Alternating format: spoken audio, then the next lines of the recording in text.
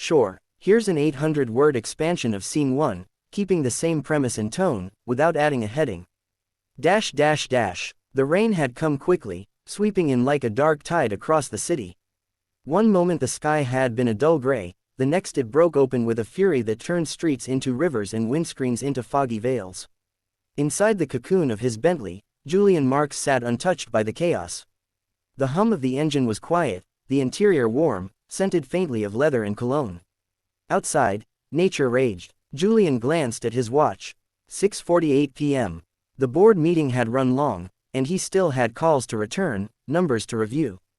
He leaned back, his phone in hand, already skimming through market updates. The rain beat against the roof in a steady, angry rhythm. He barely noticed. His life was a blur of movement, deals, growth charts, and strategic silence. He didn't stop, he didn't look, until something forced him to. As the car approached the tall wrought iron gates of his estate, headlights illuminated a scene that looked out of place in the glossy world Julian inhabited. There, huddled against the low stone wall just beside the intercom box, were two figures. An elderly couple. The man was slumped sideways, partially in the mud, his gray coat plastered to his body by the relentless rain. The woman clung to him, thin arms wrapped around his chest, as though her frail body could somehow keep him upright. For a moment, Julian thought they might be some sort of hallucination, reflections, shadows, rain playing tricks. But the driver slowed instinctively, and the beams of the headlights fell directly on them. The woman turned her face toward the car, blinking against the light, her lips moving. Julian sat up straight, his phone slid from his hand onto the seat.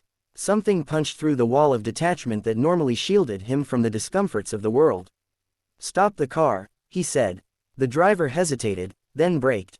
Julian didn't wait. He pushed the door open and stepped into the downpour. The rain hit him like a cold slap, soaking his tailored suit in seconds. The wind tugged at his coat. He didn't care. He jogged toward the couple, shoes sinking slightly into the wet grass. As he approached, the old woman looked up, eyes wide, filled with something between fear and hope. Her face was lined, her hair a mess of silver and soaked strands sticking to her forehead. "Sir," Julian said, kneeling down beside them. "Are you all right? Can you hear me?" The man didn't respond. His face was pale, eyes closed, mouth slightly open. The woman shifted to make room for Julian. "He just collapsed," she said, her voice thin and rasping. "We've been walking all day, no one would stop. We just needed somewhere." Her words trailed off. Her hands were trembling. Julian placed two fingers gently on the man's neck, searching for a pulse. It was there, faint but steady. "We need to get him inside," Julian said, already looking back toward the car. He waved to the driver. "Call the house. Tell them to bring blankets and call the doctor." The driver nodded, disappearing into his earpiece. Julian turned back. "Can you stand?" he asked the woman. She nodded, barely. He helped her up first. She was lighter than expected, her bones delicate beneath the soaked fabric. Then, carefully, he slipped his arms under the old man and lifted him. The weight was manageable, but awkward.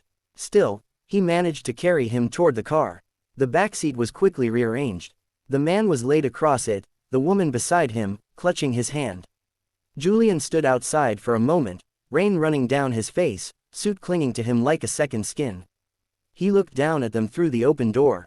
They looked like ghosts. "Drive," he said, getting in. Beside them. "Take us around to the side entrance. Let them in through the kitchen. And tell Clara to boil water."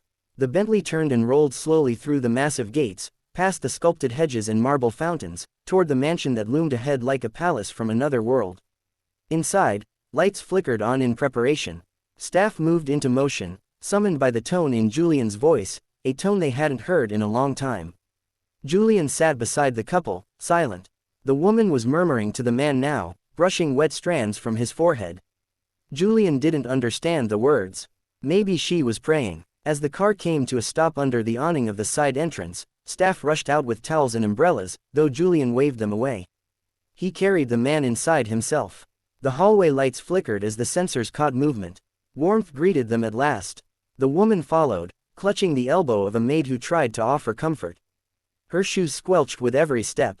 Julian didn't speak again until the man was on the couch and someone was checking his pulse. Then he asked quietly, more to himself than to anyone else, "Who just walks in weather like this?" The woman looked up, and for a brief second, Her eyes met his. People with nowhere left to go, she said. And Julian couldn't look away. The fire crackled softly in the massive stone hearth, its warmth chasing away the chill that still clung to the air. Outside, the storm raged on, wind howling like some ancient voice through the trees that lined the estate. Rain streaked the tall windows in crooked rivers, but inside the manor, all was still. Julian stood near the fire, one hand wrapped around a glass of untouched brandy.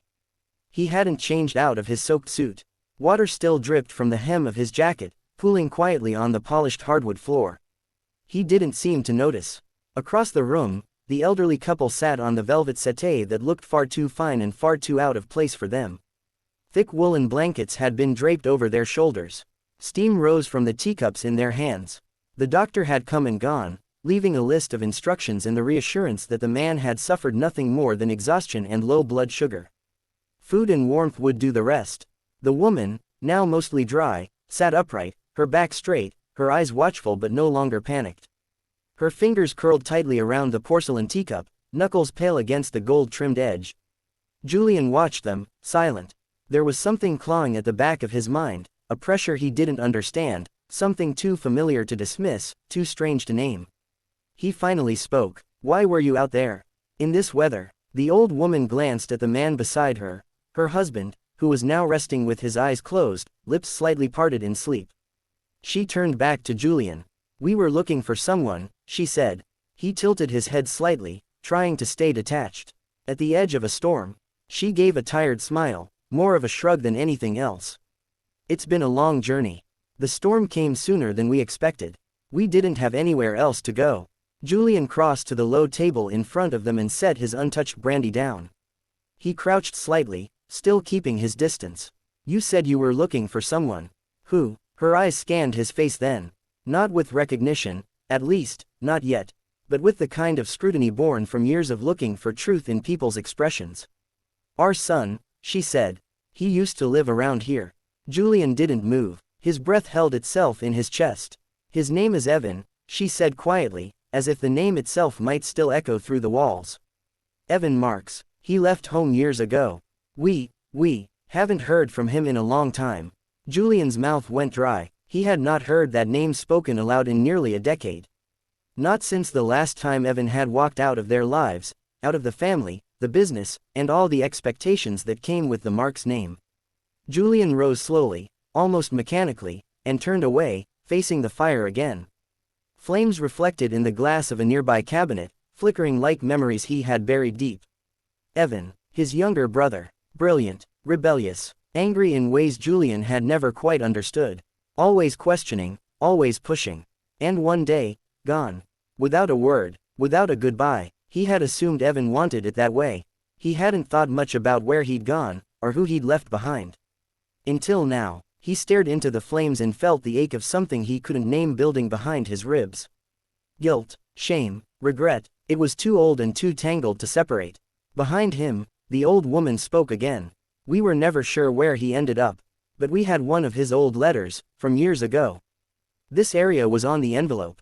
We hoped maybe, if he was still nearby, we could find him." Julian closed his eyes. The fire was warm, but he felt cold. He turned slowly, and for the first time since they had stepped into his house, he really looked at them. His mother, his father, smaller than he remembered, more fragile. Their faces were older, worn by time and worry. They hadn't recognized him, not yet, and why would they? The man standing in front of them was not the boy they'd once known. His hair was darker now, cut sharp. His face was more angular, more tired. His eyes didn't carry the same light. He had changed everything, except his name. He took a step forward. "I know who you're looking for," he said, voice low. She looked up, eyes searching his again. Julian knelt in front of her, just as he had knelt beside her on the street, and took a shaky breath. "Mom," he said, "it's me." Her lips parted slightly. She froze. The teacup in her hand trembled. "Julian," she whispered. He nodded. Her hand flew to her mouth. Tears welled in her eyes, spilling silently down her cheeks. Julian reached out and took her hand gently. I didn't know you were looking for him." "For me." She looked down at him, her fingers tightening around his. "We never stopped." And for the first time in years, Julian Marks, the man who had everything, felt something break open inside him. He lowered his head, and let it rain.